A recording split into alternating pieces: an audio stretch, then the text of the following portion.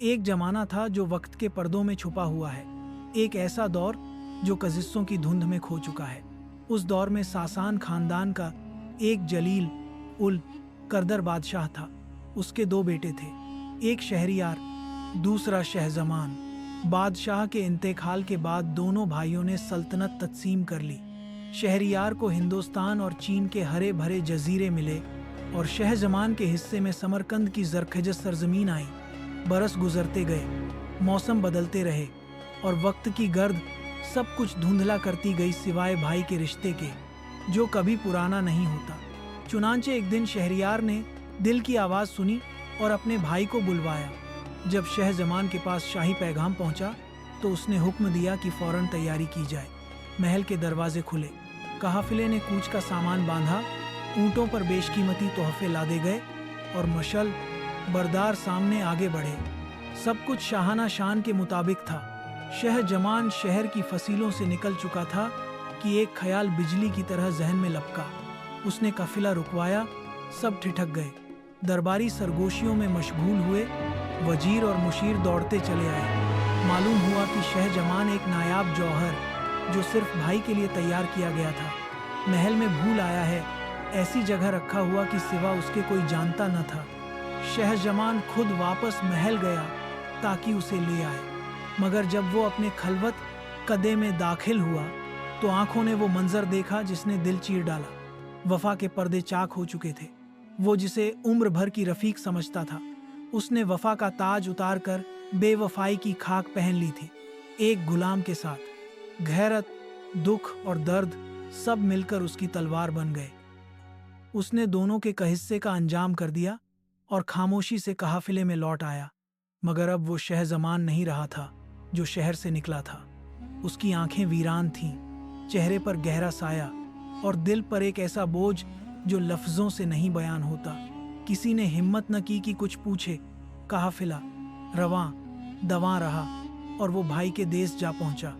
2 माह गुजर गए मगर शहजमान की खामोशी न टूटी। शिकार का शौकीन अब दरबार की रौनक से दूर खामोशी की कैद में था। शहरियार ने कई बार उसके दिल का हाल जानना चाहा, मगर शहजमान हमेशा मुस्कुराकर बात टाल देता। फिर एक रात जब सितारों की चमक कुछ मध्यम पड़ी और रात ने राजों की चादर ओढ़ी, शहजमान ने शहरियार को बुलाया। आओ मेरे भाई, दरवाजे बंद कर दो और किसी को अंदर न आने दो। क्या माजरा है?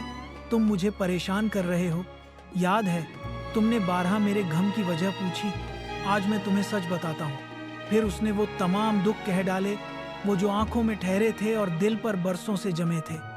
अपनी बीवी की बेवफाई, उस लम्हे का दुख और अपनी बेबसी की वो घड़ी जिसमें एक मर्द का घरूर टूटकर बिखर गया था। शहरियार सुनकर खामोश रहा, लेकिन उसके दिल में जैसे शक का एक बीज बोया गया हो। उसने कहा, मैं नहीं मान सकता, औरत ऐसी हो भी सकती है। शहजमान ने सिर्फ एक मशवरा दिया, कल शिकार की तैयारी करो, मगर जब दोपहर ढले तो तन्हा वापस लौट आना और जो मैंने देखा वो अपनी आंखों से देख लेना। अगले दिन शहरियार ने ऐलान करवाया कि वो शिकार पर जा रहा है। काफिला निकला, शहर खाली हुआ और फिर जब वक्त मुनासिब जाना तो बादशाह चुपके से महल लौटा और जो उसने देखा वही था जो शहजमान ने बताया था। औरत की बेवफाई का दाग अब उसके दिल पर भी लग चुका था। वो शख्स जो सल्तनतों का मालिक था अब खुद अपने ही महल में शिकस्त खुर्दा खड़ा था। उस दिन के बाद शहरियार का दिल पत्थर हो गया। उसने फैसला किया कि हर रात एक दोशीज़ा से निकाह करेगा और सुबह होने से पहले उसे मौत के हवाले कर देगा ताकि वो कभी धोखा न खा सके। शहर पर खौफ का साया छा गया। हर दरवाजे पर खामोशी का पहरा था। बाप अपनी बेटियों को छुपाने लगे और वजीर हर रात एक नई लड़की पेश करने लगा, यहाँ तक कि एक दिन शहर की बेटियों का दामन खाली हो गया। और फिर एक दिन वजीर की अपनी बेटी शहरजाद ने अपने बाप के सामने खड़े होकर कहा, आज मैं खुद बादशाह के हुजूर जाऊंगी। वजीर का दिल कांप उठा, उसकी आंखों में आंसू उतर आए और लबों पर कपकपाहट। नहीं नहीं मेरी बेटी, ये मैं हरगिज नहीं होने दूंगा। क्या मैं अपनी ही औलाद को मौत के दहाने पर ले जाऊं? शहरजाद ने नरमी से बाप का हाथ थामा और कहा, बाप, अगर मैंने ये कदम न उठाया तो शहर की बेटियों का खून यूं ही बहता रहेगा। मुझे जाने दीजिए। अगर मैं कामयाब हो गई तो कौम की बेटियों के आंचल सलामत रहेंगे, और अगर नाकाम हुई तो शहादत का दर्जा मेरे हिस्से में आएगा। वजीर के दिल में एक जंग छिड़ी थी। बाप की मोहब्बत और फर्ज की सख्ती आमने सामने खड़े थे। आखिरकार उसने बेटी के अजम के आगे सर झुका दिया। और फिर उसी शाम शहरजाद शाही महल में दाखिल हुई। महल के सुतूनों पर सुनहरी मशलें जल रही थीं और फिजा में खामोशी एक खौफ की तरह छाई हुई थी। लेकिन शहरजाद के कदमों में हिचकिचाहट न थी। वो हर घाम पर गोया अपनी ही तकदीर को ललकार रही थी। बादशाह ने उसे देखा तो ठिठक गया। ये वो नहीं थी जो सिर्फ हुस्न की जीनत हो, ये तो शूर और दानाई का पिकर मालूम होती थी। तुम्हारा नाम? शहरजाद, आपकी खादिमा, आपकी मुनकहा और आज की शब की हम नफस। शहरियार कुछ पल उसे तकता रहा। तुम्हें इल्म है कि सुबह तुम जिंदा न रहोगी? जानती हूँ, लेकिन अगर आप इजाजत दें तो मैं आपको एक किस्सा सुना सकती हूँ। फकत एक रात, फकत एक कहानी। शहरियार जो बरसों से दिल बंद किए बैठा था, उसके लहजे की गहराई से चौंक गया। एक कहानी, और तुम समझती हो कि एक कहानी तुम्हें सुबह की रोशनी दिखा सकती है। शहरजाद ने मुस्कुरा कर कहा, अगर कहानी में असर हो तो वो कातिल का हाथ भी रोक सकती है, और अगर न हो तो आपका फैसला सर आंखों पर। बादशाह ने इजाजत दी। फिजा सन्नाटे से भर गई।